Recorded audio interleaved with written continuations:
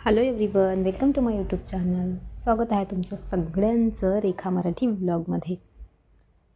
आणि थोड्या कामानिमित्त आम्ही बाहेरगावी चाललो होतो नागपूरला. तर आता आम्ही रस्त्याने आहे. मॉर्निंगला आम्ही तरी घरून 5:30ला निघालो होतो आणि 4 वाजतापासून निघलो. नाश्ता वगैरे केला, कामं वगैरे सगळी आवरून घेतली होती. आंघोळा वगैरे सगळं आम्ही 4:30ला केलं आणि त्याच्यानंतर नाश्ता केल्या लगे आम्ही निघालो 5:30ला घरी. तर म्हटलं चला थोडा ब्लॉग तुमच्याबरोबर शेअर करूया. उजाडल्यानंतर समोर आलो तर थोडा ब्लॉग तुमच्याबरोबर शेअर केला. तर आता आम्ही अर्ध्यात आलो होतो आणि मग जेव्हा तिथं कामाशीर गेलो होतो तेव्हा मग तिथे मी ब्लॉग शेअर करणं झालं नाही.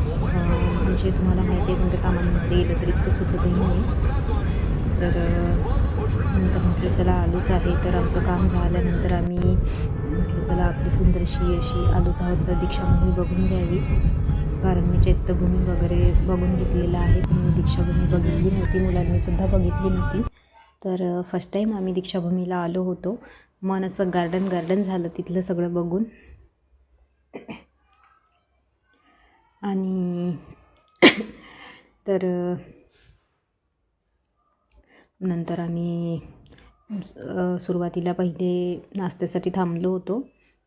नाश्त्यासाठी म्हणजे तुम्हाला माहिती आहे, घरून नाश्ता करून आल्यानंतर मुलांना काहीतरी मधात थोडंसं खावंसं वाटतं, तसंच थोडंसं. तर आता आलो आहे दीक्षाभूमीवर आणि सगळीकडे आम्ही फिरून घेतलेलं आहे. तर खूपच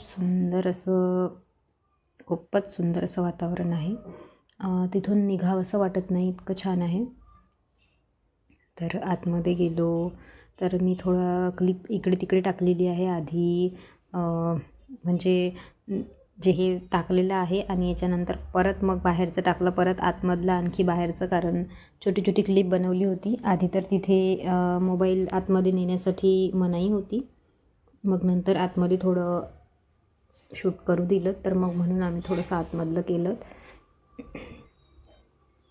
तर इथे कुठल्या मीटिंग्स झाल्या बाबासाहेबांच्या, कितीतरी लोकांसोबत त्यांचं म्हणजे आता तुम्हाला म्हणजे शब्दातही सांगितलं जात नाही अशा चर्चा झालेल्या वगैरे, हे सगळं तिथे कॅप्चर करून असं हे बघू शकता तुम्ही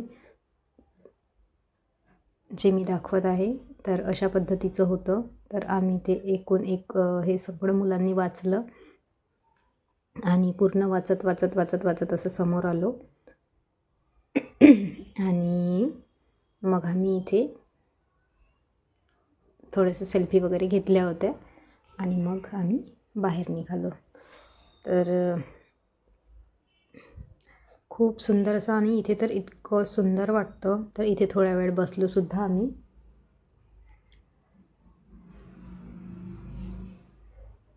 आणि आता सेल्फ्या वगैरे घेऊन आम्ही बाहेर जाणार.